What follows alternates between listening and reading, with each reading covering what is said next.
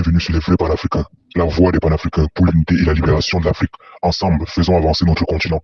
Si c'est ta première fois de tomber sur cette page, nous t'invitons à t'abonner et à cliquer sur la cloche de notification pour ne rien manquer. Alassane Ouattara et Yves Simone épouse Gbagbo, Lagou Adjoua Henriette, Billon Jean-Louis Eugène, Domelo Sénin Awa Jacob. Article 4. La présente décision sera publiée au journal officiel de la République de Côte d'Ivoire. Décision délibérée le 8 septembre 2025. Frères et sœurs, vous venez d'écouter ici la présidente de la Cour constitutionnelle de Côte d'Ivoire. Ce qu'elle vient de lire, son chiffon qu'elle vient de lire, un chiffon bien édité par Alassane Ouattara et Sasmala. Alassane Ouattara a décidé de brûler la Côte d'Ivoire. Il a décidé de faire un passage en force. Et les candidatures qui ont été retenues, bien à eux, à ces personnes-là, qui aujourd'hui ont eu les candidatures validées. Force est de constater que des candidatures des partis politiques majeurs n'ont pas été validées. Et ça, on s'est préparé en conséquent, en connaissance des causes, parce que nous connaissons cette cour constitutionnelle, on ne peut pas dire la tour de Pise, qui pense toujours du même côté. Le président de GPS, son excellent M. Guillaume Soro, a préféré ne même pas aller dans cette foire, dans ce cirque que Ouattara est en train d'organiser pour valider son 4e mandat. Parce que nous observons aujourd'hui, et c'est quoi? C'est la validation du 4e mandat. Il faut valider certaines candidatures et aller à une élection. Mieux, cette élection-là, les dés sont déjà pipés. Parce que la liste électorale est infectée d'anomalies. Plus de 6 millions d'Ivoiriens inscrits sur la liste électorale sont problématiques. N'oubliez pas, il y a des centenaires dans la liste électorale. L'on a demandé ici le toilettage de cette liste électorale, Alassane Ouattara a refusé.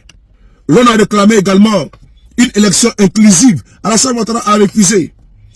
La chasse aux sorcières judiciaires, une cabale politico-judiciaire contre les opposants. M. Guillaume Kibafori Soro, sous des prétextes fallacieux. M. Gbagbo Laurent, sous des prétextes fallacieux. M. Cheikh Tidiane Thiam, sous des prétextes fallacieux. Nous sommes aujourd'hui, le lundi 8 septembre 2025. Ainsi, la Côte d'Ivoire rentre dans un trou noir. Personne ne peut valider, cautionner cette massarade, cette farce électorale que Ouattara avait organisée. Non. Le peuple souverain de Côte d'Ivoire fera barrage à la forfaiture. Les candidatures ont été rejetées. On écoute et puis on vous revient. Électoral, il apparaît que les noms et prénoms et autres éléments d'identification de M. Thiam Cheikh Tidiane n'y figurent pas. Que dès lors, la candidature de M. Thiam Cheikh Tidiane doit être déclarée irrécevable. Validation. Considérons que M. Gbagbo Laurent a collecté régulièrement 54 977 parrainages sur 75 003 requis, soit un déficit de 20 026 parrainages. Considérant que l'application de l'article 54 du Code électoral qui confère aux candidats le droit de procéder au remplacement des parrainages annulés pour cause de tout parrainage dans un délai de 48 heures, qui est de 2458 parrainages, ne peut permettre de combler ce déficit. Que par ce fait, le parrainage de 1% de l'électorat local dans au moins la moitié des régions et districts autonomes d'Abidjan et de Yamoussoukro, tel qu'exigé par l'article 51 du Code électoral, n'a pu être obtenu par le candidat. Considérant qu'il résulte de tout ce qui précède que la candidature de M. Gbagbo Laurent doit être déclarée irrécevable. Vous avez écouté ici encore la présidente de la Cour constitutionnelle, Mme Namana, si je prononce bien, Camara. Elle a rejeté la candidature de Cheikh Tidiane Thiam, la candidature de Gbagbo Laurent, président du PPACI. On s'y attendait. Aujourd'hui, le peuple de Côte d'Ivoire est face à son destin. Alassane Ouattara veut remplir pour un 4e mandat. lui-même qui est illégitime, illégal, sa candidature est validée. Oui, Ouattara qui était un candidat, qui a été candidat à titre exceptionnel, et candidat par dérivation, comme l'a dit l'ex-président de la Cour constitutionnelle, paix à son âme, M. Amadou, M. Ouattara peut remplir pour un 4e mandat. Alors que nous savons tous que M. Ouattara est, comment dirais-je, il est fort clos. Pour ne pas dire, Ouattara, comment dirais-je, il ne peut candidater à une 3e ou 4e candidature.